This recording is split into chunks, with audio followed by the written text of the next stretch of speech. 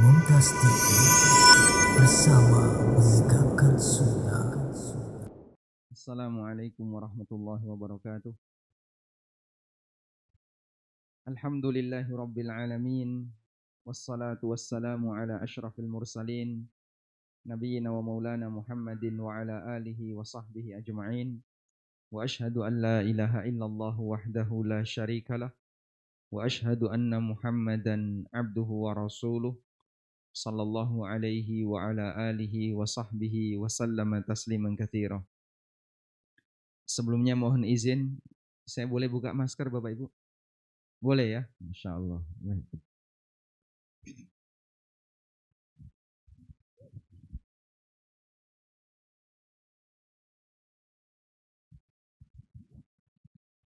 Baik, jazakumullah khairan. Karena sekarang kita punya tren baru ya. Bagian dari adab bertamu adalah datang pakai masker, pulang nyangking masker. Walhamdulillahirabbil alamin. Kita bersyukur kepada Allah Subhanahu wa taala dikumpulkan dalam forum ini untuk tujuan belajar bersama. Namun kalau saya perhatikan, jika forum ini dikhususkan bagi para wali siswa dari SDIT dan TKIT. SD sama TK ya, gabung. Saya perhatikan yang umumnya punya perhatian terhadap pendidikan anak rata-rata kok ibu-ibu. Makanya jumlah peserta yang bapak-bapak banyak kursi yang kosong. Niki Pak Arman Kokian menyediakan kursi Pak Ahmad. Jadi kelihatan lengang. Monggo yang berada di belakang silahkan merapat saja di depan. Silakan Pak.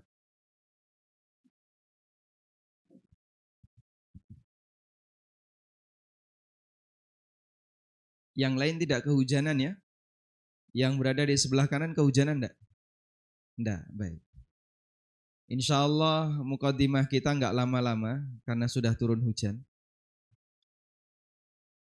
Sehingga barangkali terutama ibu-ibu yang di sini hadir paling banyak ya.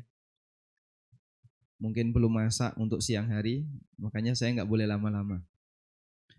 Ustadz, ini kenapa kok dimulai dari kesalahan Ustadz? Berarti sudah lanjutan ini.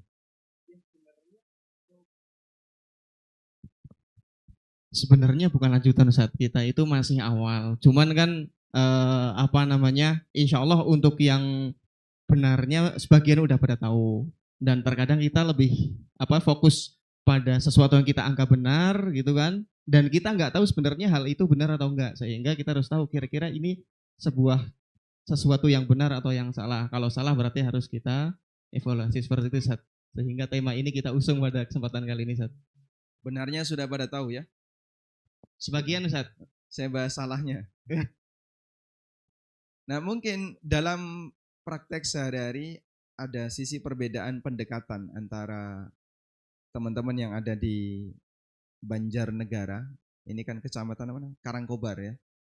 Antara teman-teman yang berada di kecamatan Karangkobar dengan yang ada di daerah yang lain. Karena kalau bicara kesalahan itu berarti melihat kasus real yang ada di lapangan. Makanya kalau kita mengangkat tema adalah kesalahan dalam mendidik anak menurut orang Karangkobar.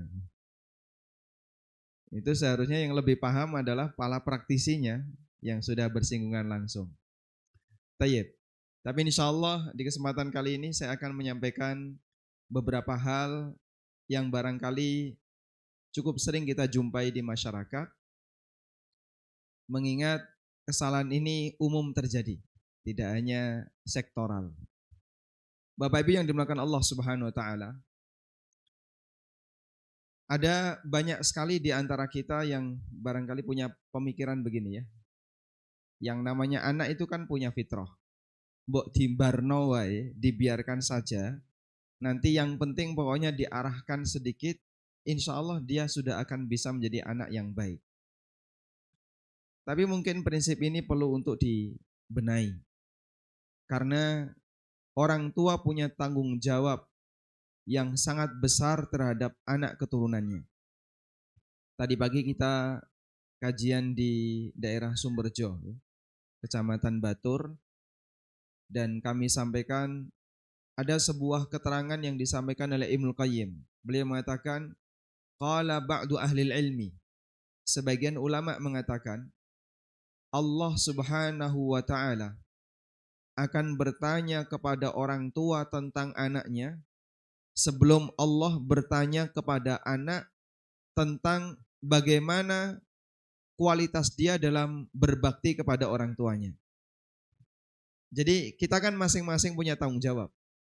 Orang tua punya tanggung jawab didik anak. Anak punya tanggung jawab bakti sama orang tua. Dan dua-duanya akan dipertanggungjawabkan di akhirat. Kata Ibnu Qayyim dalam Tuhfatul Maudud, yang pertama ditanyakan oleh Allah adalah bagaimana tingkat maksimalnya orang tua dalam mendidik anak. Sebelum anak ditanya oleh Allah tentang bagaimana dia berbakti kepada kedua orang tua. Yang itu menunjukkan bahwa kita punya tanggung jawab yang besar sebagai orang tua untuk mendidik anak semaksimal mungkin. Nah, selanjutnya jamaah dimuliakan Allah Subhanahu wa taala, ada beberapa hal yang perlu kita perhatikan agar kita bisa lebih maksimal ketika mendidik anak. Berarti kebalikannya adalah kesalahan yang harus kita hindari dalam mendidik anak. Yang pertama adalah sampaikan kepada anak sebuah pernyataan, Anda mencintai mereka. Jadi kalau boleh saya singkat ya, tunjukkan kepada anak, aku mencintaimu. Saya mencintai kamu, bapak ibu mencintai kamu. Dan menyampaikan rasa cinta kepada anak, itu tidak harus nunggu anak punya prestasi. Jangan kita punya bayangan, kalau anak berprestasi atau berjasa bagi orang tua, baru orang tua menyatakan kalau dia mencintainya. Karena kita mencintai anak bukan disebabkan dia punya prestasi. Tapi kita mencintai anak kita disebabkan karena mereka adalah bagian dari kita. Sampaikan itu dan tidak perlu malu untuk menyampaikan itu. Secara prinsip kan begini ya. Dalam masalah menyampaikan perasaan, untuk rasa cinta kita dianjurkan terang-terangan. Tapi kalau kebencian sebisa mungkin jangan sampai ketahuan. Begitu Pak ya. Pernah satu ketika ada sahabat yang sedang duduk bersama Rasulullah SAW. Lalu ada sahabat lain yang sedang lewat. Sahabat yang berada di samping Rasulullah SAW mengatakan, ya Rasulullah, inni la uhibbu hadha. Saya tuh senang sama orang yang lewat tadi. Kemudian Nabi SAW balik tanya, a'lam tahu, apakah kamu sudah memberitahu dia kalau kamu mencintainya? Jawab sahabat tadi, belum ya Rasulullah. Kemudian Nabi SAW mengatakan, a'limhu, kalau begitu beritahu dia. Falahikahu, akhirnya dikejar. Dikejar, begitu ketemu, sahabat ini mengatakan, inni uhibbuka fillah. Aku mencintai Anda karena Allah. Lalu dijawab oleh sahabat ini, ahabbakalladzi ahbabtani fihi. Semoga zat, yaitu Allah Subhanahu wa taala, semoga Allah mencintai kamu sebagaimana engkau mencintai diriku karena Allah Subhanahu wa taala. Jadi dalam mengungkapkan rasa cinta dalam Islam itu dianjurkan untuk dinyatakan secara terang-terangan. Makanya kalau jenengan senang sama Ustadz Rahmat, nanti sampaikan, ya Ustadz Rahmat, inni uhibbuka fillah.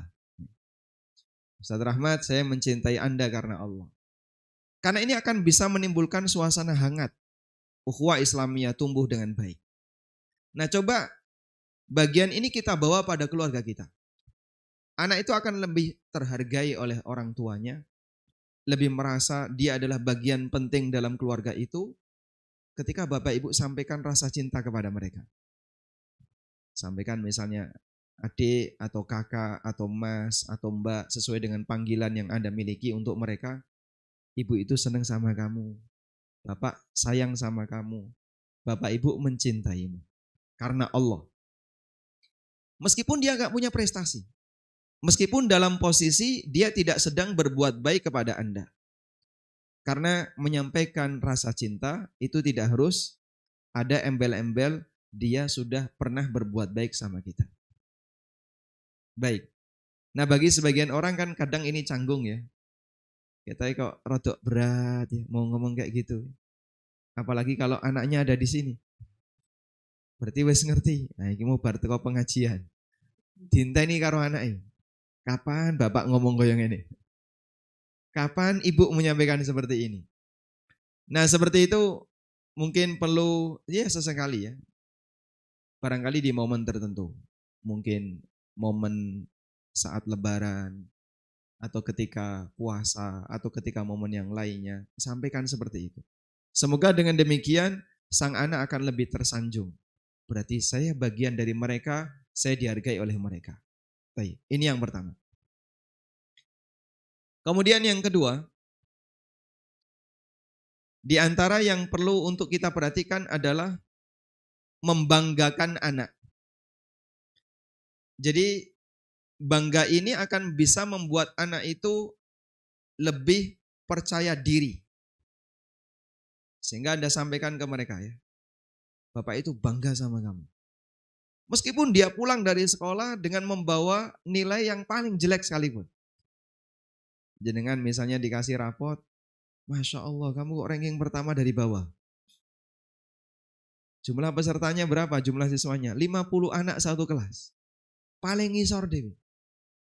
Tapi tetap disampaikan, Bapak itu bangga sama kamu. Meskipun kamu itu bodoh. Oh jangan ya, lanjutannya gak boleh ya. Bapak itu bangga sama kamu. Karena dia akan semakin lebih berarti, merasa dibutuhkan oleh orang tua, kalau orang tua kroso bangga dengan anaknya. Tapi kalau anak kemudian setiap kali datang isinya cuman dicela. Biar delok nilaimu. Mosok kok cuman sekian. Isinya mau dipaidu. Akhirnya setiap kali pulang sekolah lebih banyak dapat paidu daripada pujian. Normalnya di tempat kita kan kayak gitu Pak ya. Anak itu lebih sering dipaidu daripada dikasih pujian. Akhirnya bisa jadi dia putus asa. Nah saya sudah berusaha dengan maksimal. Ya seperti ini yang bisa saya lakukan. Kok teko saya dipaidu. Bisa jadi kalau dia putus asa Pak. Itu bisa lebih berbahaya. Ada banyak cerita ya. Di mana ada sebagian orang yang dia punya prinsip. Pokoknya setiap anaknya pulang sekolah. Dan dia menunjukkan hasil karyanya. Menunjukkan hasil laporan belajarnya, selalu dipuji sama ibu. Masya Allah kok pintar sekali kamu, ibu bangga sama kamu. Membuat dia itu semakin pede. Sehingga untuk tugas berikutnya ternyata dia akan lebih serius lagi. Lain dengan ketika dipaidu. Ketika dipaidu sampai dia ketakutan sehingga ada tugas itu enggak ditunjukkan. Ya, nanti kalau pulang ibu ngerti mau diseneni. Dapat nilai berapapun, akhirnya tidak ditunjukkan. Sehingga momen yang paling menakutkan bagi anak adalah bagi rapot. Kalau dulu kan ada ranking ya, sekarang masih ada nggak sih? Nggak ada ya. Walhamdulillah, pendidikan Indonesia berangsur-angsur mulai memperhatikan kondisi psikologi anak. Dulu ada ranking, dipanggil ke depan, ranking 1, si A, bapaknya yang maju. Yang nggak merasa dipanggil, akhirnya malas ngambil rapot. Paling rankingmu ya teko ngisor. Sehingga kadang bapaknya, ibunya itu malas ngambil rapot. Isinya mau ngrungokno diceramai kalau kepala sekolah, wali kelas, capek dia nunggu di situ dalam waktu yang lama, tidak ada prestasi yang dibanggakan. Dan kadang anak juga ketakutan. Momen yang paling menakutkan bagi anak adalah bagi rapot. Wah. Kenapa? Rampung bagi rapot nih omah mesti jeneni. Nah ini pendidikan yang seperti ini ternyata bisa berbahaya bagi anak-anak kita. Dan walhamdulillah seperti yang tadi kita sampaikan, nampaknya masyarakat Indonesia dalam masalah pendidikan, dalam masalah parenting itu sudah mulai memperhatikan kondisi psikologi anak sehingga Sudah tidak ada lagi istilah ranking ya. Kadang nilai kan tidak ada ya. Nilai masih ada. Ada yang cuman dikasih kalau enggak A, A minus sama B, maksimal B. Enggak boleh B minus, enggak boleh. Terus kalau enggak bisa gimana Pak? Pokoknya guru sebisa mungkin ngasih tugas tambahan biar dia bisa ngatrol. Ada KKM tapi nilai resmi enggak disebutin. Cuman A, B, A, B, A, B. Ya kayak kuliah gitu ya. Kemudian ada totalnya, IPK kamu sekian. TK padahal ya. Sudah pakai IPK. Indeks prestasi TK, IPK ya. Tayyib. Tolong jangan malu untuk menyatakan itu kepada anak. Barangkali ini bisa membuat dia semakin termotivasi untuk mau belajar. Meskipun dia dalam masalah hafalan, nilainya nggak sebagus yang Anda harapkan. Tapi dengan cara demikian menghargai karya yang sudah dia buat. Sampai nyuwun pangapunten ya, wallahu alam ada sebagian orang tua yang ketika nasihati anaknya, ayo kamu nambah hafalan, hafalanmu ketinggalan dibandingkan yang lain. Lah ibu sendiri nggak hafal apa-apa. Maca kulhu salah. Al-Fatihah ra iso. Dibalekno ning mbokne. Dia maksa anaknya berprestasi sementara orang tuanya tidak mengimbangi dalam belajar. Lalu orang tuanya beralasan, ya, bapakmu wis kesel nyambut gawe, mbokmu wis banyak gawean ning dapur, kan gitu ya. Alasan yang paling gampang kenapa Pak? Pekerjaan. Tayyib. Dan kita juga bisa saksikan ya. Dulu Rasulullah Sallallahu Alaihi Wasallam, beliau itu sangat membanggakan anaknya. Makanya Rasulullah Sallallahu Alaihi Wasallam ketika anaknya hadir di rumah beliau pada saat anaknya berziarah, seperti Fatimah radhiyallahu anha, sampai beliau itu berdiri dari tempat duduknya dalam rangka untuk menyambut siapa? Fatimah. Fatimah ngetok pintu, ada di depan pintu adalah Fatimah. Dihafalkan dari apa? Mungkin dari suaranya. Fatimah datang. Rasulullah SAW berdiri dari tempat duduknya, lalu nyalami Fatimah, kemudian digandeng masuk ke dalam rumah, didudukkan di tempat duduk yang tadi diduduki oleh Rasulullah SAW. Silahkan kamu duduk di sini. Sebagai bentuk takrimah, penghormatan yang diberikan oleh Rasulullah Sallallahu Alaihi Wasallam kepada putrinya. Kita kan jarang kayak gitu ya. Anak teko ra teko karepmu, akhirnya dia bludas-bludus mlebu omah. Mungkin kalau anak Anda masih dalam satu keluarga, masih dalam satu rumah, masih dalam satu rumah dengan bapak ibu, suasana kayak gini belum terlihat. Tapi kalau mereka sudah berkeluarga, sudah beda tempat tinggal. Pada waktu anak datang, biasanya orang tua ketika anak datang, jenengan datang menyambut, ataukah tetap duduk di belakang? Beda-beda antara satu tradisi dengan tradisi yang lain. Tapi umumnya orang tua tetap duduk menetap. Dia tidak bergerak. Karena anaknya yang datang. Nabi SAW ternyata tidak demikian. Beliau ketika Fatimah datang, dan Fatimah ketika itu sudah berkeluarga. Beliau tinggal bersama siapa? Suaminya, Ali bin Abi Thalib radhiyallahu anhu. Pada waktu Fatimah berkunjung ke rumah ayahnya, Nabi SAW berdiri. Lalu menghampiri Fatimah. Kemudian beliau gandeng Fatimah ke dalam, kemudian diposisikan di tempat duduknya Rasulullah Sallallahu Alaihi Wasallam. Berarti Pak, ini ada tradisi yang berbeda. Saya kira ini juga belum menjadi budaya. Ya cuman kebiasaan sebagian orang saja. Dan nggak ada salahnya kalau orang tua praktek seperti ini. Sebagai bentuk penghargaan kepada anak. Ini kita bicara untuk anak yang dewasa Pak. Kalau yang masih kecil bagaimana? Coba diperlakukan yang sama. Semoga dengan itu membuat anak semakin berarti bagi dia. Berarti saya adalah orang yang dihargai oleh bapak. Dihargai oleh ibu. Sampai saya disambut ketika saya datang. Kalau misalnya dia datang ya dari jauh. Atau sampai misalnya Anda menyatakan, saya bangga punya anak seperti kamu. Dibanggakan oleh orang tua ketika mereka bersama kita. Baik. Kemudian Hal yang lain yang barangkali perlu kita perhatikan terkait masalah membangun psikologi anak adalah jangan takut untuk memberikan pujian terkait fisik anak. Sehingga Anda boleh mengatakan, anak mama cantik, anak mama ganteng, anak bapak cantik, anak bapak gagah. Dan kadang pujian fisik seperti ini membuat dia itu semakin pede. Padahal bocah ireng cilik, keriting misalnya. Gak apa-apa, Bu. Sampaikan saja. Ya meskipun pujian ini rodok sedikit ngapusi. Tapi bagi dia kan gak ngerti. Dia gak bisa ngukur dirinya. Yang biasanya seneng dandan itu siapa, Pak? Usia berapa anak mulai seneng dandan, Pak? 10 tahun, SMP ke atas. Kalau anak itu masih SD di usia 9 tahun, di usia 8 tahun, ya. Meler umbele dia nggak perasa malu, Pak. Boh rembes itu dolan karo koncone tidak ada perasaan malu.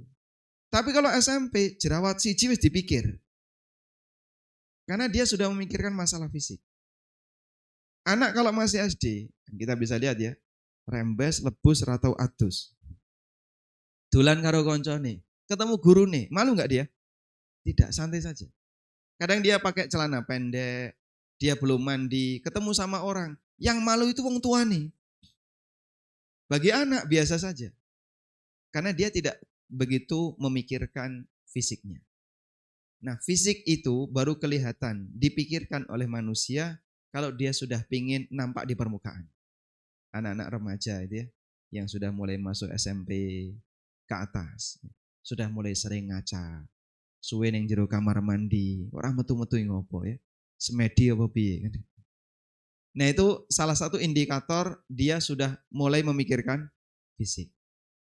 Dan salah satu di antara cara untuk membuat anak itu bisa semakin pede dengan dirinya, Anda terkadang perlu memberikan sedikit pujian masalah fisik. Kasih pujian. Anak mama, anak ibu hebat, ganteng. Anak ibu gagah. Mungkin dengan itu akan membuat dia lebih rapi ketika mau ketemu orang. Kemudian perhatian dengan masalah fisiknya. Biar dia kalau mandi bisa bersih-bersih secara maksimal. Ternyata bisa membuat dia semakin pede. Kita kadang kan merasa kalah saing ya. Kalah ganteng, kalah putih, kalah tinggi dan seterusnya. Itu kalau sudah di usia SMA ke atas. Kalau masih anak-anak, mereka ketika main, warna kulit nggak diperhatikan. Masalah tinggi badan nggak diperhatikan. Masalah fisik nggak begitu diperhatikan. Sehingga mereka main dengan suasana plong perasaan. Kita kalau kumpul, Pak, kok rodok cendek misalnya, foto bareng, kadang apa, Pak? Nek iso nggo sandal sing rodok dhuwur. Ngoten nggih, Bu? Makanya kenapa dhuwur-dhuwuran sandal dia bisa merasa pede kalau fisiknya lebih sempurna dari sisi ketinggian dan yang lainnya. Sehingga kalau keluar rumah kalau bisa kelihatan glowing. Rambut dikai minyak, minyak goreng nanti glowing. Baik. Taib jamaah. Jadi terkadang dengan memberikan pujian fisik kepada anak membuat mereka semakin pede. Nah, kalau anak itu sudah pede, dia lebih mudah untuk diajak naik posisi. Dimotivasi untuk belajar, dimotivasi untuk lebih bagus, lebih soleh. Itu insya Allah memberikan efek. Baik. Rasulullah Sallallahu Alaihi Wasallam melarang suami untuk mengatakan kepada istrinya dengan kalimat apa? Kamu jelek. Nabi SAW mengatakan, wala tuqabbihha. Jangan mengatakan kepada istrimu dengan pernyataan kamu jelek. Karena itu bisa menghilangkan dunia dan akhirat istri. Wah, seolah-olah sudah gak ada harapan lagi. Mau dicoba aja. Kalau ada seorang suami bilang kepada istrinya, dan yang disampaikan adalah pernyataan yang menyinggung fisiknya, tapi negatif, yang terjadi apa, Pak? Ilfil sudah. Langsung hilang feeling. Sehingga kayaknya kok sudah tidak ada lagi kehangatan dalam rumah tangga. Semua harapannya hilang. Padahal hanya cuma satu fisik. Pangapunten, gendut. Dan itu kalau disampaikan kepada anak juga ternyata memberikan efek yang sama. Makanya sekarang sudah ada peringatannya, dilarang nyebut yang berkaitan dengan masalah fisik. Karena ini masuk rasis, Pak. Kalau dulu mungkin nggak begitu diperhatikan, sekarang sudah mulai diperhatikan. Anda bisa lihat ya, negara yang dianggap dalam masalah psikologi parenting itu paling maju adalah misalnya negara barat. Orang Amerika atau Eropa dan yang lainnya. Itu kan yang paling sering dijadikan sebagai rujukan ya dalam masalah psikologi parenting. Dan kampanye mereka itu selalu menghadirkan orang putih sama orang hitam itu sama. Rambut lurus sama rambut keriting sama. Sehingga dalam setiap aktivitas yang ditampakkan dalam iklan-iklan TV, aktivitas sehari-hari, itu rata-rata orang hitam sama orang putih digandengkan. Untuk menghilangkan kesan tadi, nggak ada istilah perbedaan karena gara-gara warna kulit. Padahal aslinya sangat mencolok, jauh sekali selisihnya. Tapi Masya Allah, wallahu alam. Kalau Nabi SAW dulu menyebutkan, nggak ada sisi istimewa baina Arabiyyin wa A'jami, antara orang Arab dan orang non-Arab. Tidak ada sisi istimewa antara orang kulit merah dengan kulit hitam. Tidak ada sisi istimewa antara orang yang berkedudukan di posisi A dengan posisi B. Semua kita adalah hamba Allah dan nilai keistimewaan kita diukur dari apa, Pak? Takwa. Maka demikian pula kita terapkan dalam kehidupan sehari-hari. Mohon untuk dihindari. Jangan sampai Anda lebih cenderung cinta kepada salah satu anak disebabkan karena masalah kesempurnaan fisik. Anak ini lebih cantik dibandingkan kakaknya. Atau lebih putih dibandingkan adiknya. Lalu rasa cintanya berbeda. Hanya gara-gara masalah perbedaan fisik. Ini nyuwun maapunten, bisa sangat berbahaya. Sehingga yang merasa fisiknya kurang, minder dia. Akhirnya pelampiasannya, dia akan mendolimi yang fisiknya lebih bagus. Kadang sebagian anak itu berantem sama saudaranya, gara-gara kenapa orang tuanya lebih sayang kepada salah satu anak, disebabkan karena latar belakang fisik. Kalau lebih sayang kepada salah satu anak dengan latar belakang prestasi, ini misalnya ranking 1, selalu dapat prestasi, mungkin dia masih bisa menghargai. Tapi kalau masalah fisik, fisik itu kan anak nggak punya pilihan, Pak ya. Ada nggak anak yang dikasih pilihan? Kamu mau lahir ganteng atau lahir kurang ganteng? Kamu mau lahir dengan kulit putih atau kulit rodok gosong? Nggak ada pilihan kayak gitu saja. Mereka terlahir sesuai dengan kehendak Allah. Karena Allah Subhanahu wa taala yang menciptakan kita, wasawwarakum, dan Dia yang menentukan postur wajah kita.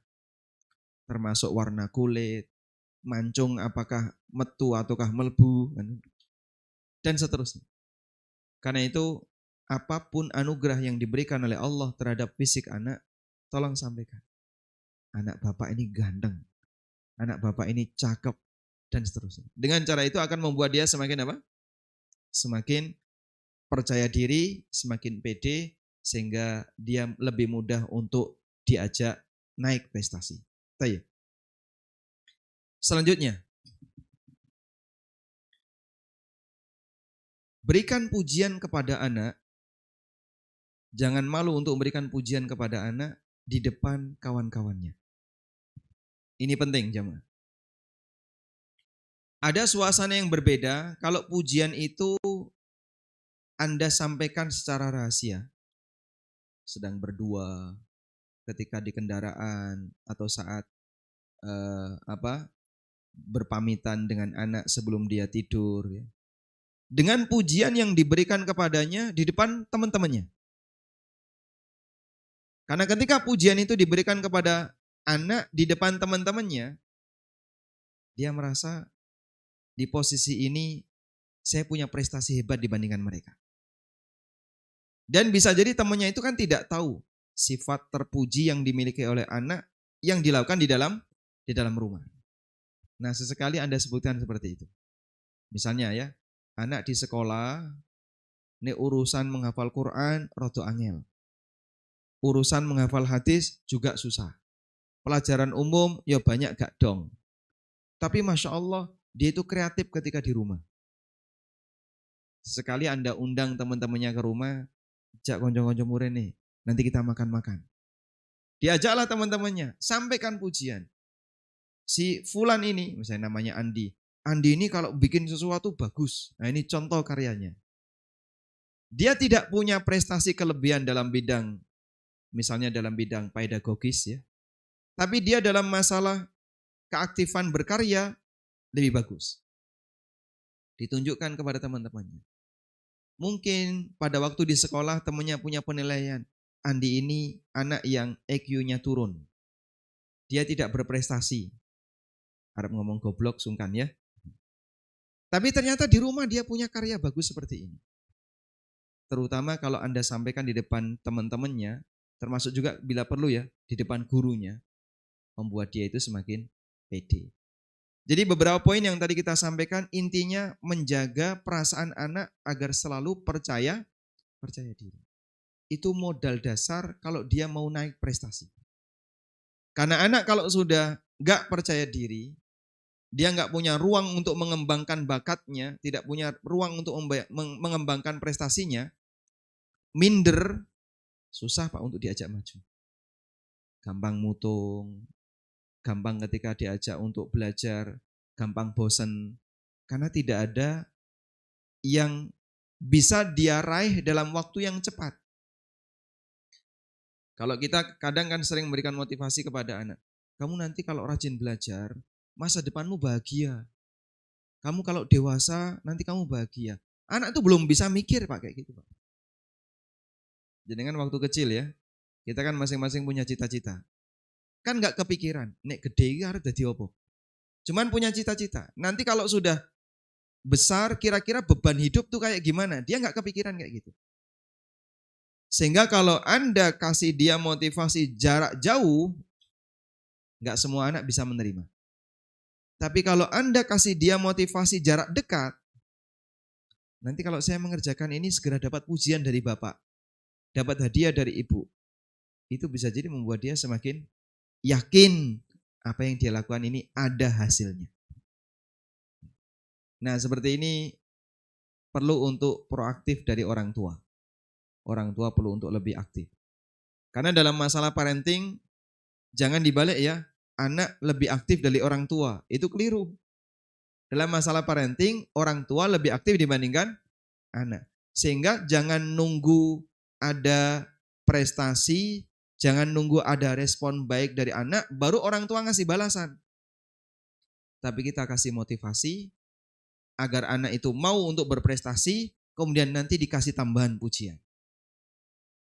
Ada satu pelajaran berharga, terkait penjelasan Ibnu Qayyim ketika beliau menafsirkan firman Allah tentang motivasi untuk tobat.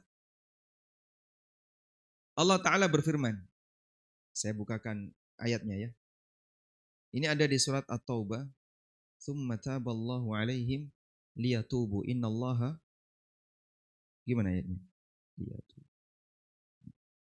Ada di surat At-Taubah ayat 118. Allah berfirman, memberikan motivasi bagi para hambanya untuk bertobat. Allah mengatakan, "Tsumma taballahu alaihim liyatubu. Innallaha huwat tawwabur rahim." Surat At-Taubah ayat 118.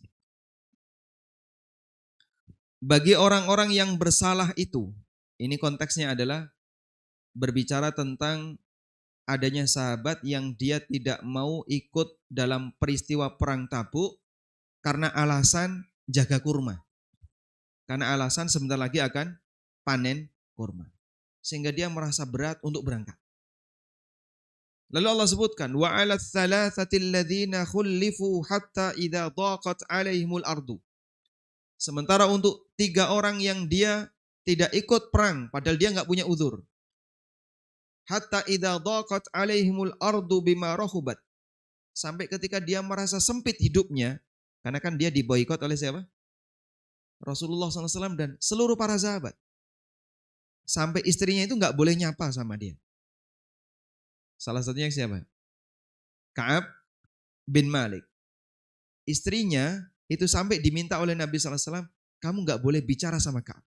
Karena Ka'ab sedang diboikot. Coba, orang sekampung nggak ada yang nyapa dia. Yang Allah gambarkan, hatta idza dhaqat alaihimul ardu bima rahubat. Sehingga ketika dia merasa hidupnya itu sangat sempit. Meskipun dia punya rumah yang luas, tanah yang luas, tapi nek rande tonggo, gak ada satupun orang yang mau menyapa, rasanya apa Pak? Sempit. Sebab manusia itu bukan sebatas sebagaimana layaknya binatang. Nek dikai kurungan ombo, dia merasa senang. Bukan. Tapi ketika dia tidak ada satupun orang yang bisa menyertainya, menyapa dia, hidup rasanya sempit. Kemudian Allah Subhanahu wa taala katakan, "Tsumma taballahu 'alaihim liyatubu." Kemudian Allah memberikan hidayah kepada mereka untuk bertobat, liyatubu agar mereka mau tobat. Allah kasih hidayah kepada mereka untuk bertobat agar mereka mau bertobat. Innallaha huwat tawwabur rahim. Sesungguhnya Allah zat yang maha menerima tobat. Kata Ibnu Qayyim, taubat hamba itu diapit oleh dua taubat dari Allah kanan kirinya. Taubat hamba diapit oleh apa?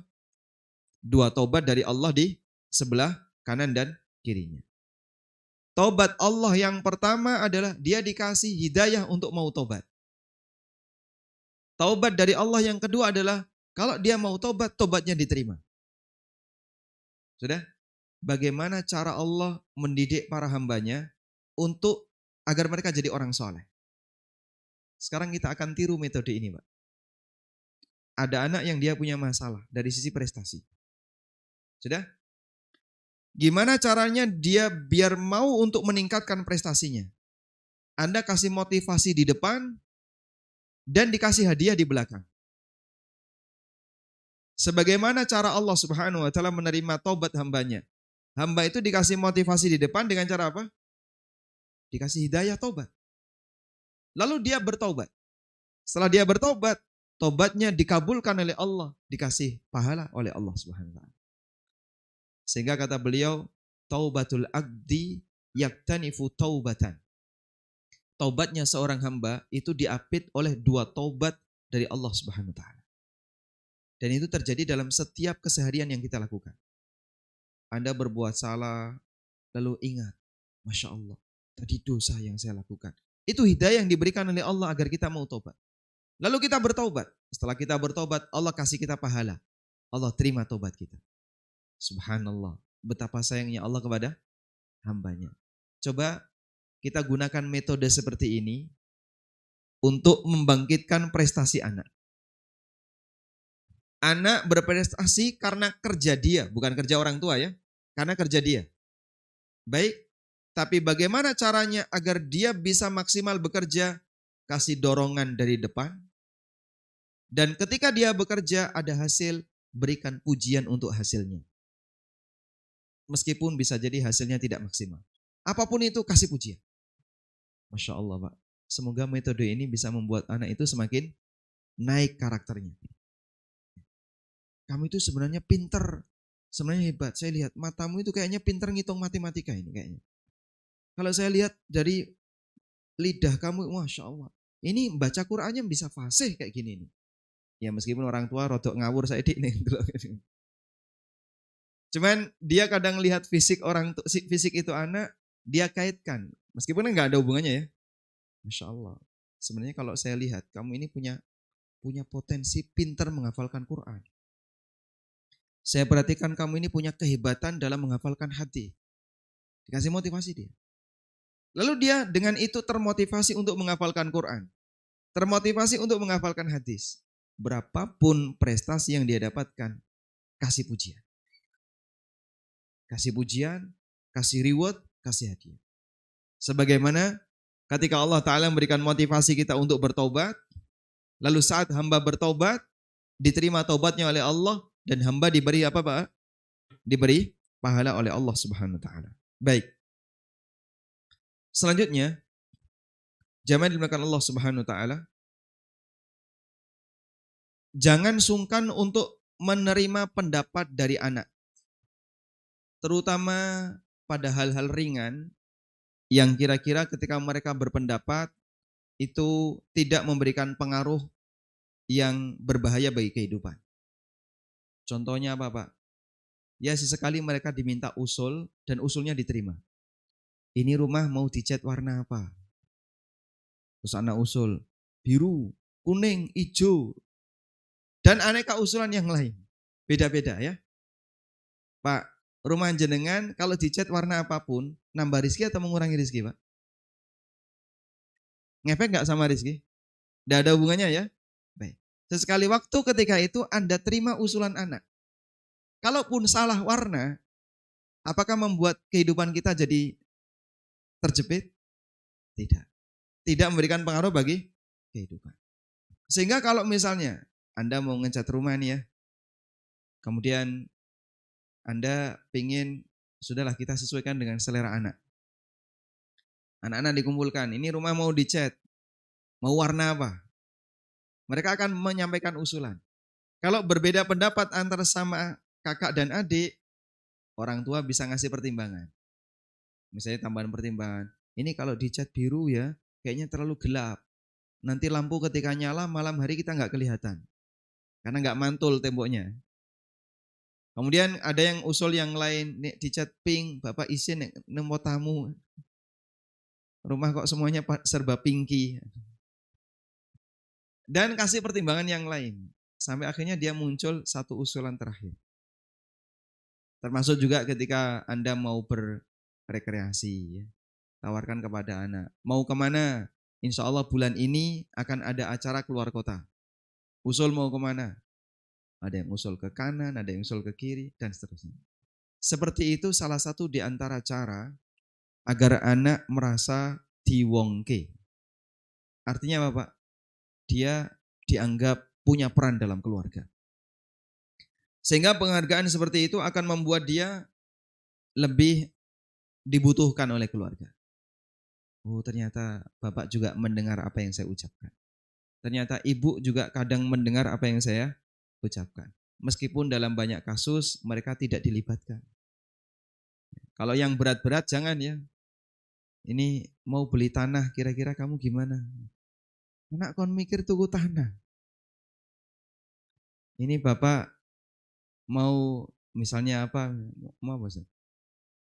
Beli baju ya, beli baju warna apa yang disukai. Nah itu bisa usul kepada anak. Tayyib. Selanjutnya, silahkan Anda berdoa, mendoakan kebaikan untuk anak, dan ucapkan doa itu dengan keras yang bisa didengar oleh anak. Itu ngefek jamaah. Tapi tolong ya, doa yang baik, jangan doa yang buruk. Kalau doa yang buruk, jangan sampai didengar oleh anak, dan kalau bisa jangan sampai diucapkan. Doakan kebaikan untuk anak dengan kalimat yang keras yang bisa didengarkan oleh anak. Saat Anda sholat, anak Anda masih berada di kasur, mungkin dia sambil nonton, lalu didoakan, ya Allah, berikanlah hidayah kepada anakku agar tidak sering nonton ya Allah. Padahal dia lagi nonton YouTube ya. Ya Allah, kasih hidayah kepada anakku agar dia tidak sering main game. Padahal dia ada di depan Anda, sedang main game. Insya Allah. Mungkin anak akan noleh, Bapak ini ngomong apa? Ibu lagi berdoa. Mungkin Anda ketika mengingatkan anak, karena dia sudah senang dengan game, HP diambil, dia nggak mau berontak. Bisa jadi dengan cara seperti ini berpengaruh. Insya Allah. Ibu saya berdoa kepada Allah, biar saya tidak sering main game. Biar saya tidak kecanduan HP. Biar saya tidak sering nonton YouTube. Atau didoakan dengan kalimat-kalimat yang lain.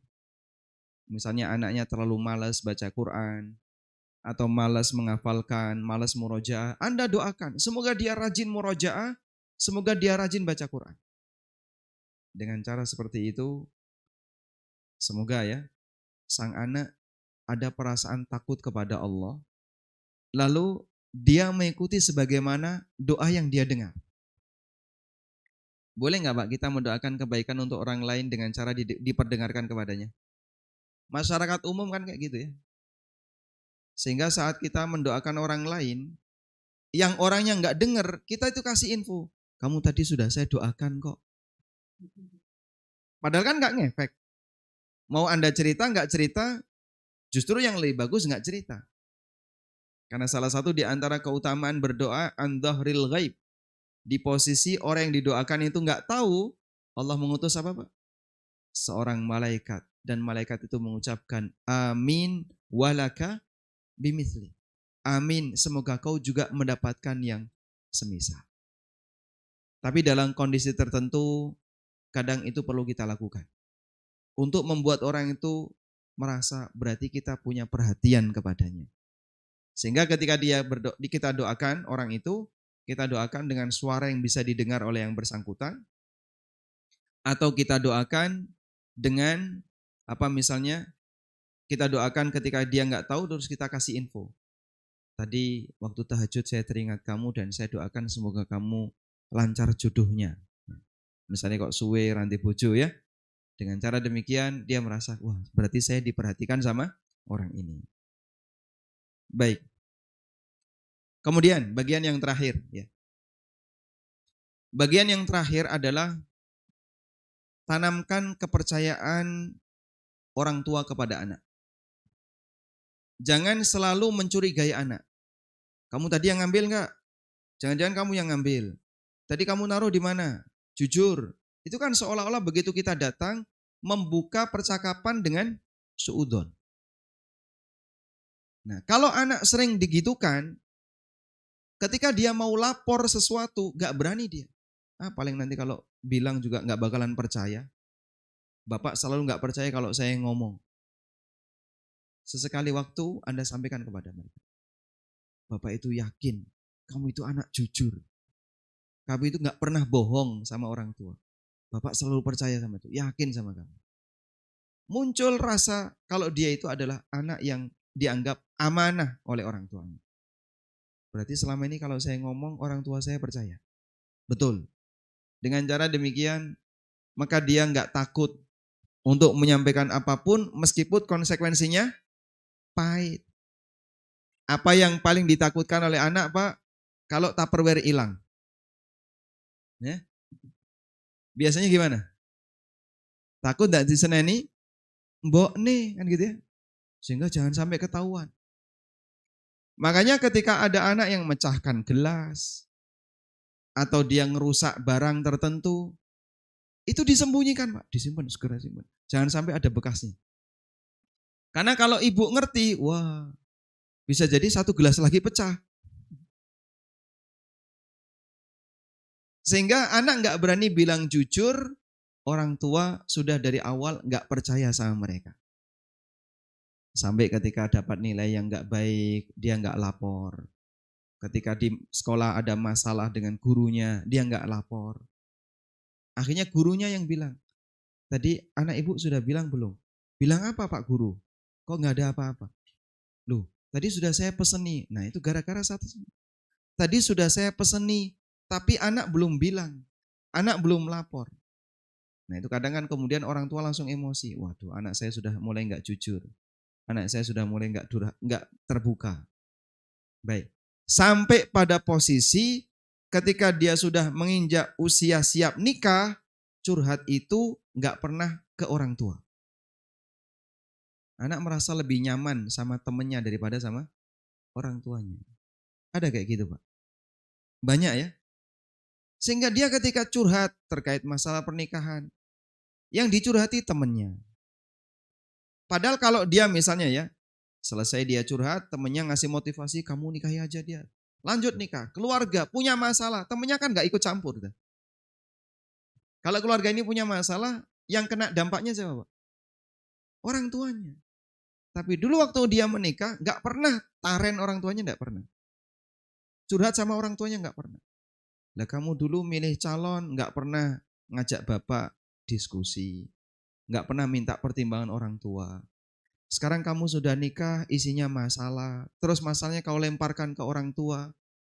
Bahagia kau nggak pernah ngajak orang tuamu, sekarang lagi susah kau libatkan orang tuamu. Wonten ngoten niku, Pak. Kathah nggih. Nah, sekarang kita latih anak itu dari kecil. Buat dia percaya kalau anak kita ini dipercaya sama orang tuanya. Ngomong diperhatikan, digatekni. Ketika dia menyampaikan sesuatu, diterima dengan baik, tidak dimarahi, tidak dipaitu, tidak banyak dikomentari.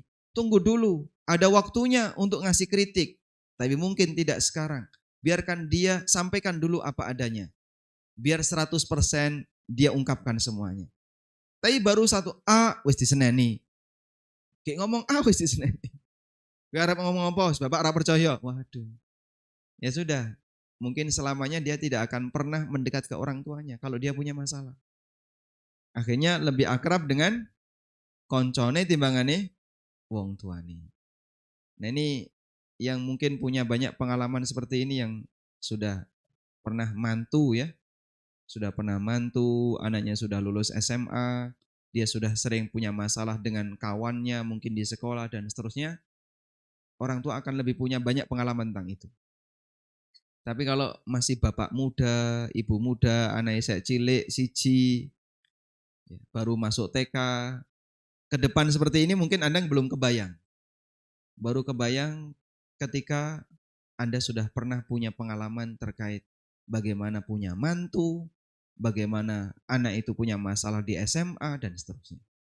Wallahu ta'ala alam. Mungkin itu Ustadz yang bisa kami sampaikan sebagai muqaddimah. Semoga ini bermanfaat dan kami berharap materi ini juga tidak hanya bermanfaat bagi Anda. Semoga saya sendiri mendapatkan manfaat lebih banyak daripada apa yang Anda dapatkan.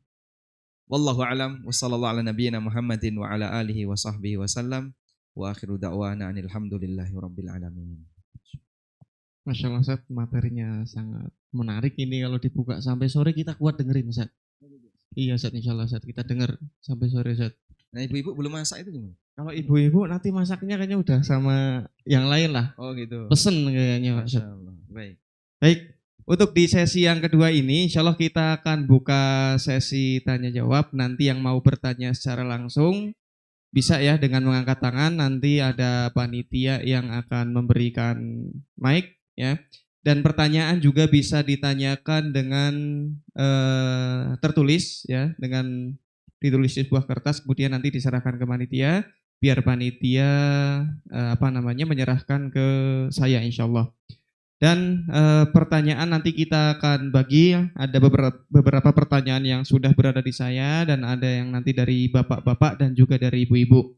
Untuk mengawali pertanyaan mungkin sambil menunggu Bapak Ibu mempersiapkan pertanyaan dulu ya. Mungkin dari saya dulu Ustaz.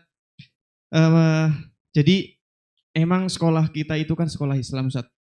Dan banyak masyarakat itu sekarang udah mulai sadar bahwasanya pendidikan agama itu lebih penting dibandingkan dengan pendidikan umum. Nah, kira-kira untuk lebih memantapkan kami Ustaz, kira-kira hal mana yang harus kita prioritaskan, apakah dalam pendidikan umum atau pendidikan diniyahnya Ustaz?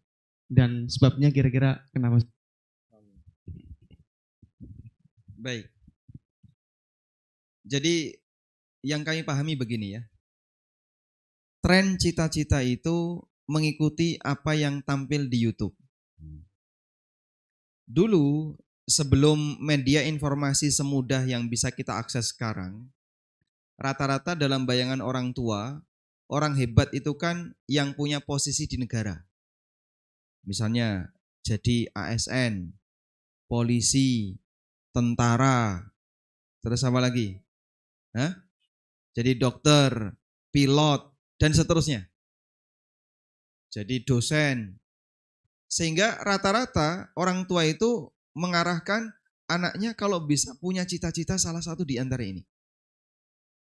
Sampai saya pernah dengar ya, ada sekolah sekolah TK, Ustaz. Kemudian anak-anaknya ini diminta untuk menyampaikan cita-citanya. Kamu mau jadi apa? Satu-satu menyampaikan cita-cita. Ada salah satu anak yang dia menyampaikan, cita-cita saya mau jadi petani. Diseneni karo gurune. Loh salah ya apa? Jadi petani kok diseneni? Mungkin menurut dia, kalau anak jadi petani itu, Masya Allah, kamu nggak punya status sosial di masyarakat. Tidak ada sesuatu yang membanggakan. Memang kalau jadi petani salahnya di mana? Apakah petani masuk neraka? Kasihan orang Karangkobar ini. Baik. Jadi sampai kesan seperti itu dihilangkan dalam dunia pendidikan. Padahal kan anak sah-sah saja ya. Mau milih jadi petani, mau milih jadi pedagang, mau milih jadi tukang. Cita-citamu apa? Saya mau jadi tukang batu. Rauno Pak ning sekolah kaya ngene Pak. Istilah itu enggak ada. Yang ditulis di papan tulis, di TK, di SD, pilot ya. Kemudian apa lagi? Dokter, bidan, guru. Minimal tuh guru Pak. Minimal nih. Ini iso sak dhuwure. Jarang kemudian cita-cita kok apa misalnya petani, apalagi yang akhwat ya. Cita-cita mau apa? Ibu rumah tangga itu enggak ada. Bila perlu berkarir dia. Baik. Nah, sejalan dengan adanya tren ya. Banyak asatidzah yang tampil di muka ketika kajian. Itu kan baru belakangan ya. Kalau dulu kan jarang. Membuat orang jadi pindah orientasi. Kayaknya kok enak kalau anak saya jadi seperti itu. Sehingga dia berharap anaknya bisa jadi ustadz. Dulu tuh enggak ada Pak citanya jadi ustadz. Kayaknya enggak ada. Setahu saya enggak ada. Cita-cita jadi ustadz tuh enggak ada dulu. Saya masih ingat dulu waktu kecil kan enggak ada kayak cita-cita jadi dai, jadi ustadz tuh enggak ada. Dan sepeser pun saya juga enggak punya cita-cita jadi itu. Waktu SMP, SMA enggak pernah punya cita-cita jadi ustadz atau jadi dai itu enggak pernah. Makanya pendidikannya tidak diarahkan ke sana. Tapi Pak, kok sekarang jadi ustadz? Ya, qadarullah. Allah takdirkan sesuai dengan apa yang Allah kehendaki. Kullun ya'malu ala syakilati. Masing-masing bekerja sesuai dengan arah ciptaan yang Allah berikan. Baik. Sehingga sekarang kemudian muncul tren kenapa orang tua banyak meminta agar anaknya untuk belajar agama, menghafalkan Al-Quran sejalan dengan apa yang tayang di televisi. Dulu menghafal Quran itu bukan dianggap sebagai prestasi. Prestasi itu kalau anak bisa kuliah di UGM, kuliah di UI, kuliah di UNER, di kampus-kampus yang bonafit, kampus negeri dulu ya. Itu prestasi. Sampai guru saya itu seperti itu. Guru saya Pak ya. Guru di sekolah. Ketemu saya, waktu itu saya masih mahasiswa. Di Jogja ngapain? Mau neng pondok tok, ngapal Al-Quran. Dengan gaya nyinyir gitu ya. Mau neng pondok tok ngapal Al-Quran ya. Sehingga kesan pondok pesantren itu anak buangan. Sampai ada salah satu teman saya yang bilang, dia ikut IPC ya, apa ilmu pengetahuan campuran. Antum nggak ngalami ya? Dulu ada kayak gitu kan? SPMB atau Sipenmaru kan ada kayak gitu ya. Ilmu pengetahuan campuran, boleh milih sosial sama IPA, gitu Pak ya? Ngalami kayak gitu Pak? Dulu masih ada kayak gitu ya. Itu sampai dia bilang gini, nanti kalau pilihan pertama nggak diterima, pilihan kedua nggak diterima, pilihan ketiga nggak diterima, mondok. Oh berarti mondok ini pelarian anak yang tidak berkualitas. Akhirnya gitu, pondok jadi penampung anak bermasalah. Saya nggak keterima ning kene, nggak keterima ning kene, mondok. Dulu itu kayak gitu Pak. Belakangan saja yang pondok pesantren itu kemudian naik melesat. Dulu enggak laku Pak. Pengennya orang tua kalau bisa anak itu kuliah sekolah di negeri, terus nanti punya prestasi, kemudian kuliah di kampus yang punya status sosial. Dulu seperti itu. Sekarang belakangan para ilmuwan tidak berada di permukaan. Enggak ada misalnya ahli nuklir bicara itu enggak ada. Adanya misalnya, oh Ustadz Fulan bicara. jamaahnya banyak. Jadi orang makin bangga. Akhirnya berbondong-bondong sekolah tahfidz laris. Pendidikan dikendalikan oleh informasi. Saya nggak tahu tren ini akan bertahan sampai kapan. Karena mungkin nanti akan turun lagi. Sekarang mungkin channel-channel TV dakwah itu naik. Nanti mungkin akan berganti. TV bisnis yang naik. Makanya kan sekarang ada tren ya. Kuliah buat apa? Yang penting bisnis.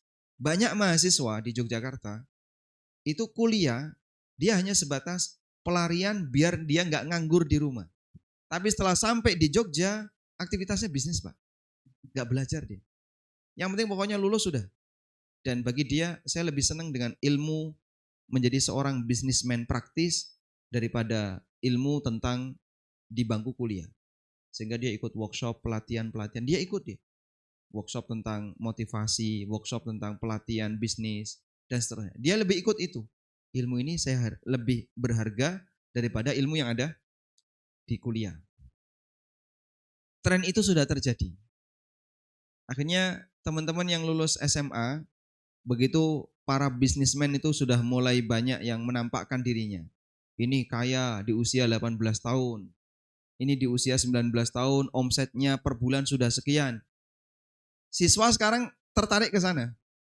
Enggak lagi ada ketertarikan kuliah. Nah, kampus jadi turun trennya. Informasi yang saya dapatkan kemarin, Dikti ya, Dirjen Pendidikan Tinggi, sudah membatasi pembangunan sekolah tinggi.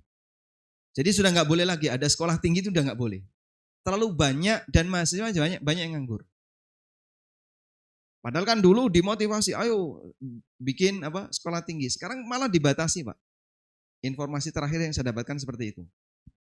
Makanya KIPMI, komunitas ilmuwan KIPMI itu? KIPMI kepanjangannya Pak. Paham di sini? Ada yang ikut? Dan para intelek itu ya. Itu kan mau membuat kampus. Tapi kemarin ada peringatan gitu. Sekarang sudah sangat dibatasi.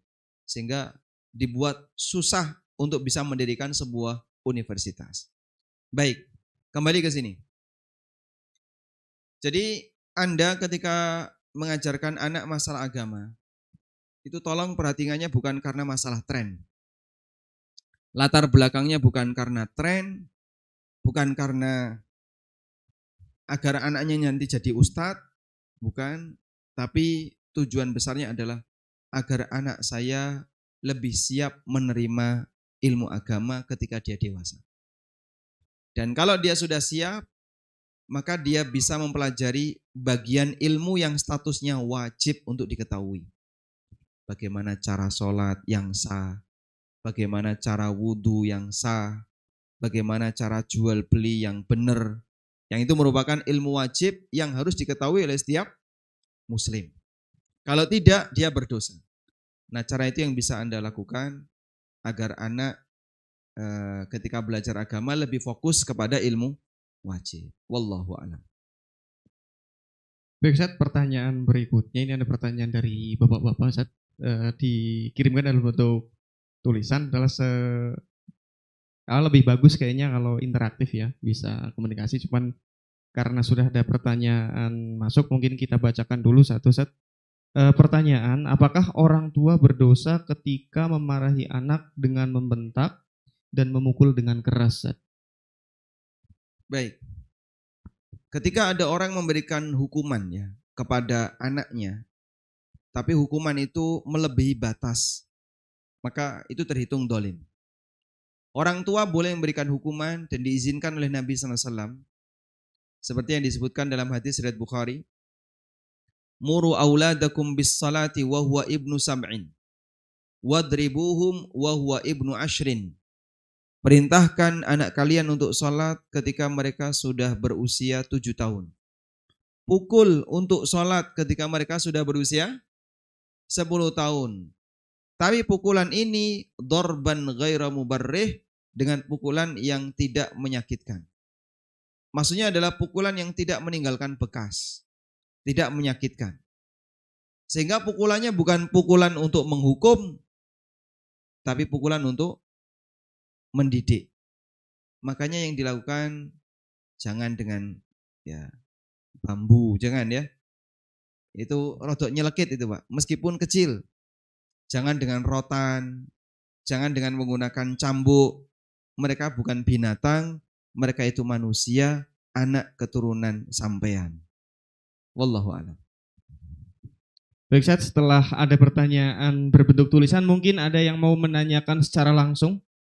Silakan kalau ada. Untuk panitia mohon mengedarkan mic. Ya. Untuk ibu-ibu biasanya kita berikan kesempatan untuk bertanya secara langsung. Oh, untuk bapak-bapak dulu. Silakan untuk bapaknya dulu. Nanti setelah ini dari ibu-ibu insya Allah kita persilakan untuk bertanya secara langsung.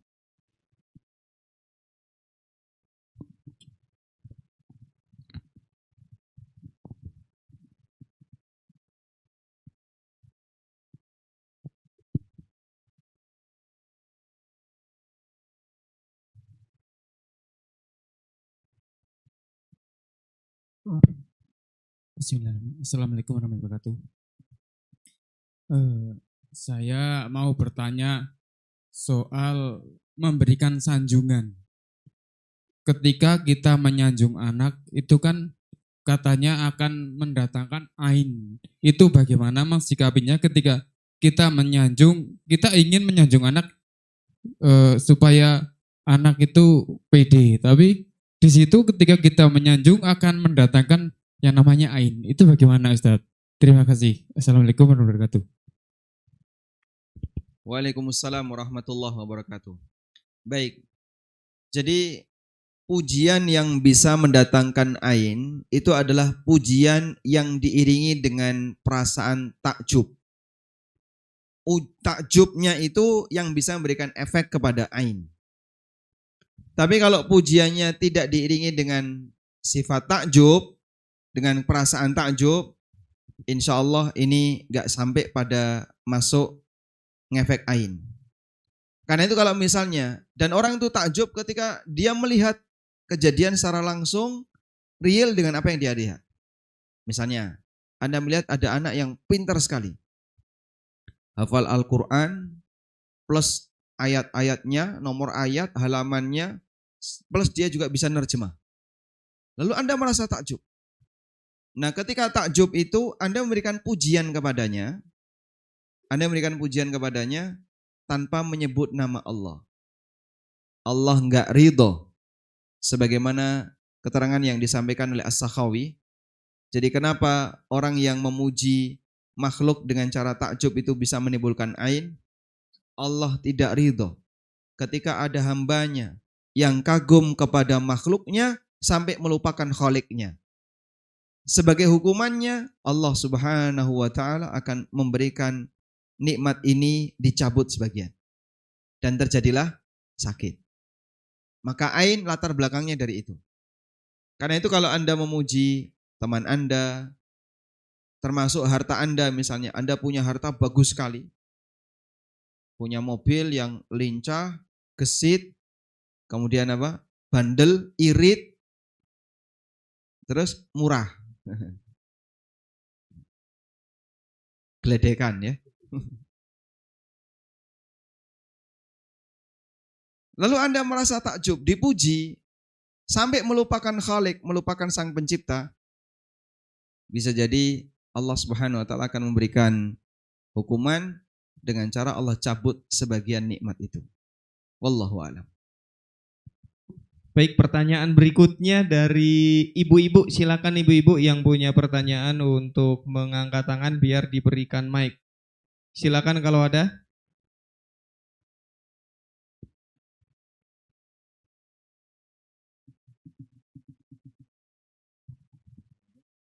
Silakan kalau nggak ada berarti kita lanjutkan dengan pertanyaan yang sudah ada. Oh ada.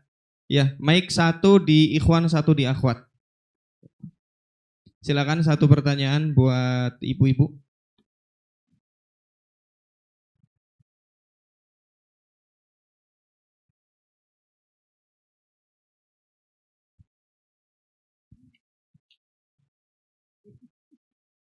Silakan kalau ada.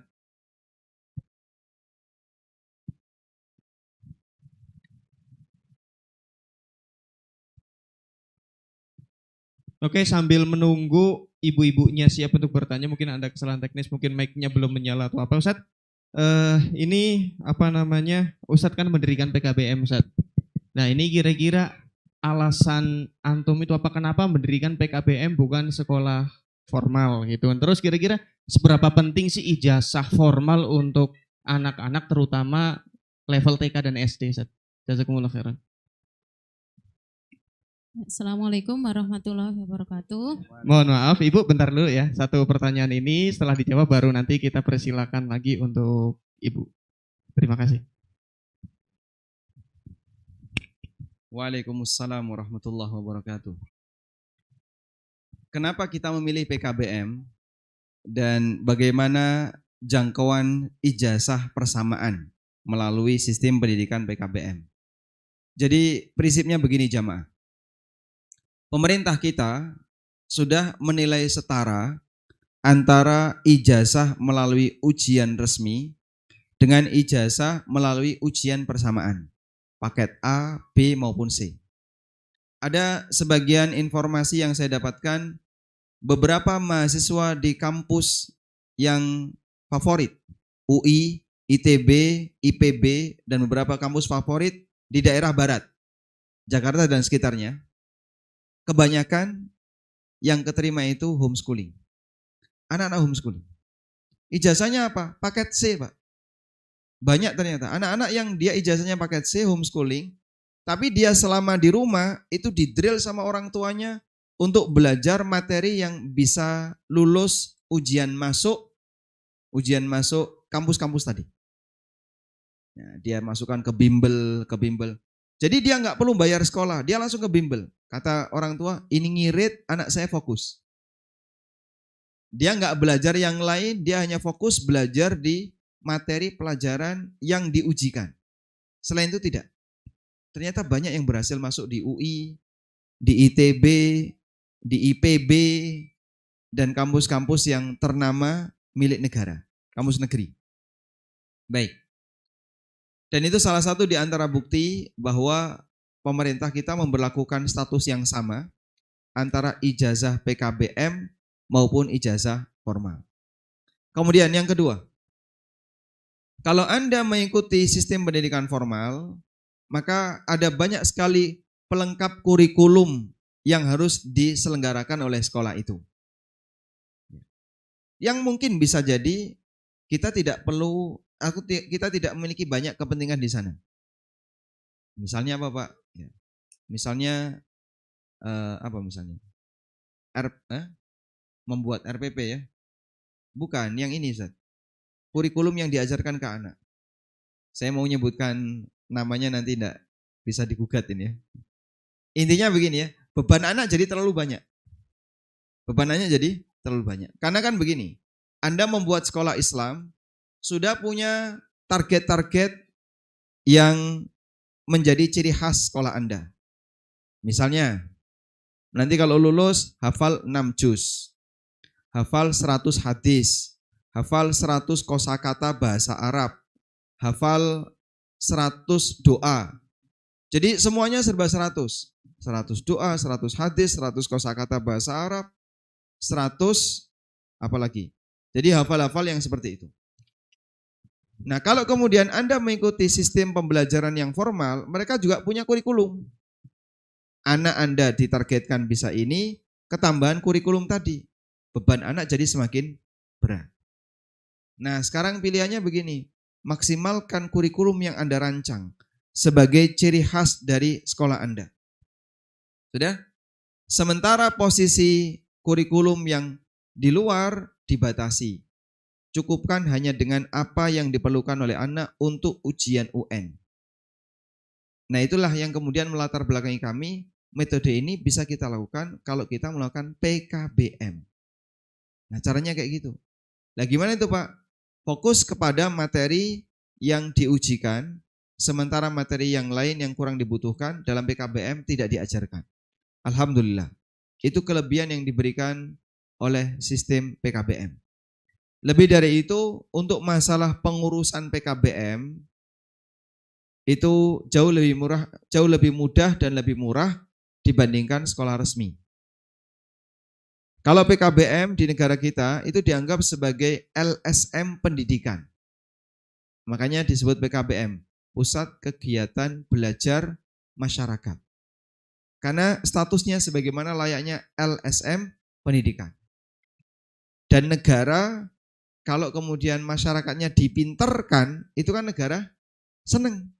Sehingga proses perizinan pendidikan secara umum lebih mudah daripada unit usaha selain pendidikan. Makanya Anda maksimalkan di sini, karena dengan itu kurikulum bisa kita atur sendiri, plus tidak ketambahan beban berat kurikulum yang lain. Wallahu a'lam. Baik, terima kasih atas jawabannya, Ustaz. Silakan untuk Ibu yang tadi sudah sempat mengucapkan salam untuk menanyakan pertanyaannya. Silakan. Assalamualaikum warahmatullahi wabarakatuh. Ustadz, tadi saya sudah menulis pertanyaan di kertas, nanti tidak usah dibacakan lagi. Yang pertama, tadi di kertas saya tulisi wali dari Surya. Pertanyaan yang pertama, Ustadz mohon penjelasannya. Bagaimana cara menumbuhkan sikap tidak minder kepada anak, karena anak itu lulusan dari paket, baik itu paket A, B maupun C. Terus yang kedua, memberikan pujian itu hanya di depan teman-teman, apa diperbolehkan di depan umum? Misalnya di depan umum, apakah nanti tidak akan menimbulkan rasa sombong? Terus yang ketiga, bagaimana cara memberikan nasihat kepada siswa di sekolah ketika mereka itu siswa perempuan, karena kebetulan saya ngajarnya di MTS, itu ada yang bersolek atau berdandan. Ketika saya ingin menegur, kadang pikirannya takut salah karena bukan anak kandung sendiri, seperti itu, Tat. Mungkin itu aja 3 pertanyaan, mohon diperjelas. Ya, Assalamualaikum warahmatullahi wabarakatuh. Oke, yang pertama tadi terkait dengan bagaimana cara menanamkan kepercayaan diri pada lulusan paket. Ya. Mungkin itu dulu, Ustaz. Baik. Mungkin Anda bisa ceritakan seperti yang tadi kami sampaikan, bahwa ijazah paket dengan ijazah resmi di pemerintah kita sama. Yang kedua, banyak sekali mahasiswa berprestasi yang dulunya adalah ijazah paket. Sehingga dia ujian paket C dapat ijazah setingkat SMA, selesai. Terus masuk perguruan tinggi, lulus berprestasi dia, cum laude, dapat ijazah perguruan tinggi. Ini kalau dipakai untuk ngelamar ke KUA, pakai yang mana, Pak? Ijazah SMA atau ijazah perguruan tinggi? Perguruan tinggi. Ijazah SMA juga sudah nggak dipakai lagi, Pak. Terlupakan itu dengan adanya ijazah perguruan tinggi. Anak ini kalau ngelamar kerja, dia pakai yang mana? Dia pakai perguruan tinggi. Lain halnya kalau S2. Kalau S2, Anda gunakan untuk ngelamar kerja, saya yakin nggak bakalan ada perusahaan yang mau menerima. Yakin itu. Merasa keberatan dia. Masya Allah S2 ya. Gaji biro. Sehingga maksimal biasanya perusahaan kalau nyari karyawan untuk tingkat supervisor ke atas, ya paling maksimal S1. Makanya kalau ada teman yang S2, kamu S2 mau apa? Nanti mau buat ngelamar kerja, jangan lakukan. Wes berhenti sampai di sini aja diterusno. Gak ono perusahaan yang mau menerima mahasiswa S2 itu enggak ada. Kecuali untuk penelitian. Kalau penelitian mungkin masih nyambung. Tapi untuk karyawan, untuk labor yang umum, maksimal itu S1. Bahkan kadang mereka mau menerima SMK aja. Karena dibayar lebih murah. S1 kan konsekuensinya bayarnya harus 5. Nah itu salah satu di antara contoh sebenarnya posisi ijazah paket itu tidak begitu mempengaruhi status kelanjutan pendidikan anak. Mau nyambung ke kampus, mau kuliah di mana, mereka punya kebebasan. Yang penting adalah dari sisi kemampuan dari anak. Wallahu a'lam. Baik, Ustaz, ini dari Bu Ratna kita bacakan satu lagi karena waktu terbatas. Ada 3, cuman kita bacakan 2 saja. Satu lagi, Ustaz mohon diperjelas tadi terkait dengan memuji anak, apakah di depan teman-temannya atau di depan umum. Terus juga apakah ketika memuji itu tidak akan berdampak memunculkan kesombongan, Ustaz? Jadi apakah memuji di depan umum ini akan berdampak kepada kesombongan? Ya tergantung dari taraf pujiannya ya. Kalau terlalu berlebihan bisa jadi dia sombong. Sehingga ini tidak dilakukan rutin ya. Jangan jadi rutinitas. Koncomu malam Jumat undang rene, engko tak puji gue. Wah, berarti setiap malam Jumat ada acara. Yang enggak kayak gitu. Ya ini sesekali saja. Barangkali biar membuat anak itu semakin bangga dengan posisi dia karena dia dipuji oleh orang tua di depan teman-temannya. Terus juga pujiannya jangan terlalu berlebihan. Sesuaikan dengan kondisi real, jangan membuat dia jadi sombong karena kelebihan. Masya Allah, kamu ini pinter sekali, sudah hatam 30 juz. Padahal gak pernah seperti itu. Rajin tahajud, puasa sunnah, apa-apa dikerjakan, semua pekerjaan rumah diselesaikan. Bisa jadi anak malah merasa, wong tuaku bombong. Tahu bombong, Pak? Bahasa kita apa ini? Hah? Nyanjung berlebihan tidak sesuai realita namanya apa, Pak? Di sini apa namanya? Nek bahasa Jawa Timur namanya bombong, dibombong. Dibombong itu disanjung berlebihan tapi tidak sesuai realita. Dialem. Hah? Dilulu. Tapi berlebihan. Nah itu mungkin membuat dia jadi sombong. Baik. Sehingga ada kadarnya yang kira-kira membuat dia mengakui prestasinya, tapi tidak sampai pada tingkatan sombong. Wallahu a'lam. Baik, kita kembali ke pertanyaan yang sudah dalam bentuk tulisan, Ustaz. Karena waktu kita tersisa 6 menit lagi, Ustaz. Ini sebenarnya pertanyaan udah sangat banyak, cuman karena waktu sangat terbatas, jadi kita harus memilih pertanyaan. Ini sebagian orang tua itu ada yang terlalu bersemangat untuk mendidik anaknya. Jadi dari pagi sudah disekolahkan di sekolah formal, kemudian nanti sorenya suruh ikut TPA, TPQ, kadang ada les, ada bimbel dan yang lain sebagainya. Kadang untuk anak SD yang masih kelas 1, 2, 3 atau bahkan anak TK. Kira-kira sikap orang tua yang seperti ini berdampak baik atau berdampak buruk pada anak, Ustaz? Baik. Perlu kita pahami begini ya, jadi tumbuh kembang anak itu tidak melulu pada acara pembelajaran. Dia butuh bermain, dia butuh aktivitas gerak fisik. Jangan terus disuruh duduk terus, nanti tidak ambeyannya kumat. Cah cilik kok ambeyan toh Pak. Baik. Tapi intinya jangan terlalu dibebani dengan pembelajaran melulu, tanpa kegiatan yang lain. Sehingga seolah-olah banyak anak di Indonesia yang mereka kehilangan masa kecil. Makanya sampai ada istilah masa kecil kurang bahagia.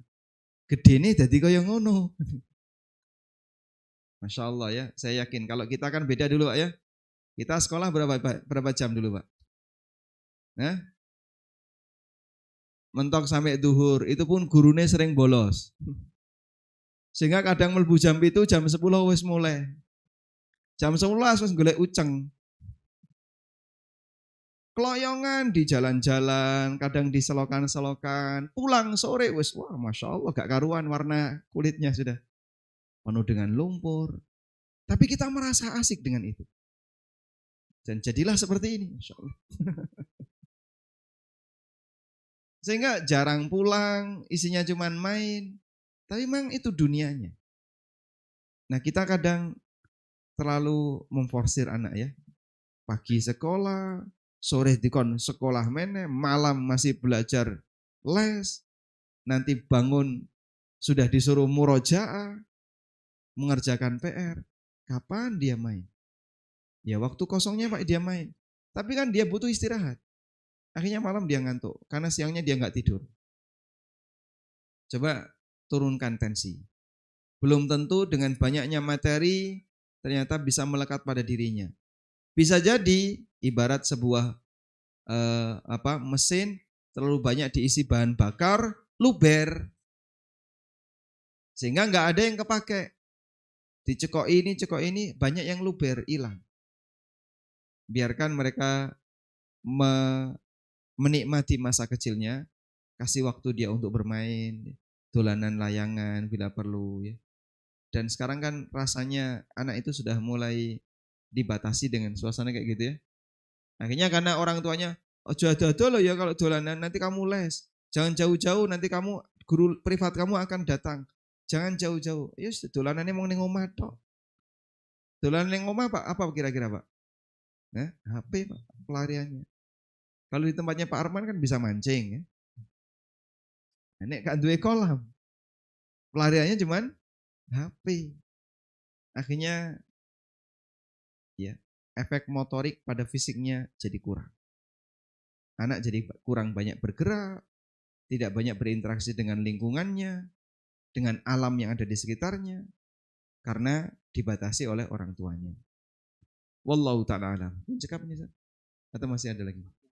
Oh baik, 2 Kita menit. manfaatkan waktu yang masih tersisa. Mungkin dengan pertanyaan di sini Ustaz, ini pertanyaan cukup menarik. Bagaimana cara mengajarkan kejujuran pada anak yang suka berbohong padahal orang tua sudah berusaha memberi contoh untuk tidak berbohong, Ustaz? Wah, ini saya sudah kesulitan ini. Kalau Anda pakai cara tadi ya, jadi dia diyakinkan dengan kalimat positif. Ibu itu percaya kamu ini orang jujur. Bapak itu percaya kamu ini orang jujur. Sehingga dengan ungkapan positif itu terekam dalam dirinya. Kalau sampai nanti saya berbohong, berarti kepercayaan itu akan hilang. Dia mungkin akan berusaha, coba saya pertahankan. Mumpung Bapak lagi percaya. Akhirnya dengan kalimat ini diingat-ingat. Bapak itu percaya banget kalau kamu itu orang jujur. Ibu percaya banget kalau kamu itu orang jujur.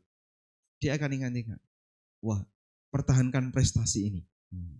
Jangan sampai bohong, karena nanti kalau bohong, predikat jujurnya dicabut oleh Bapak. Nah, dengan cara demikian, semoga membuat dia lebih bisa jujur dalam menyampaikan sesuatu, karena dia ingin agar predikat jujurnya tetap bertahan. Wallahu a'lam.